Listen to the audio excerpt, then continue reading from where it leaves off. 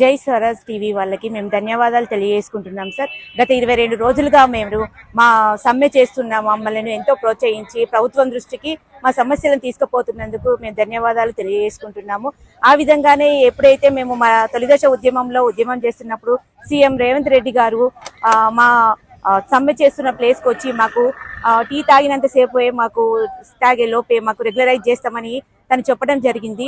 ఆ చెప్పిన 100 రోజుల్లోపే మమ్మల్ని రెగ్యులరైజ్ చేస్తామని అన్నారు అధికారంలోకి వచ్చాక.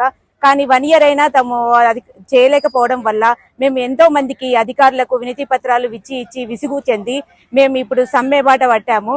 ఈ సమ్మె చేస్తున్న టైంలో కూడా మమ్మల్ని తమ డిమాండ్స్ ని అంటే మమ్మల్ని విద్యాశాఖలో విలీనం చేస్తూ రెగ్యులరైజ్ చేయాలి అనేది మాది ప్రధాన డిమాండ్ సార్. ఆ విధంగానే మా సమగ్ర శిక్షలో ఉన్న కుటుంబ సభ్యులందరినీ రెగ్యులరైజ్ చేయాలని మా యొక్క డిమాండ్.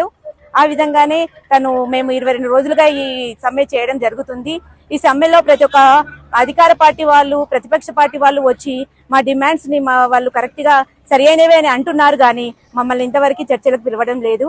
అందుకనే మేము సీఎం రేవంత్ రెడ్డి గారిని కోరుచున్నాము, మా అందరినీ విద్యాశాఖలో విలీనం చేసి రెగ్యులరైజ్ చేయవలసిందిగా కోరుచున్నాం సార్.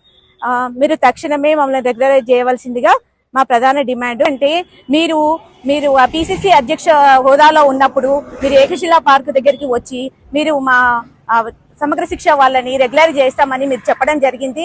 అది అసెంబ్లీలో చాలా మందికి చర్చకు తీసుకురావడం జరిగింది. ఆ విధంగానే మేము సమ్మె చేస్తున్నాము. సమ్మెలో మా పరిష్కారం చూపుతారని మేము మిమ్మల్ని డిమాండ్ చేస్తున్నాం సార్. మా సమగ్ర శిక్ష కుటుంబ సభ్యులందరినీ రెగ్యులరైజ్ చేసి విద్యాశాఖలో విలీనం చేయాలని కోరుతున్నాము.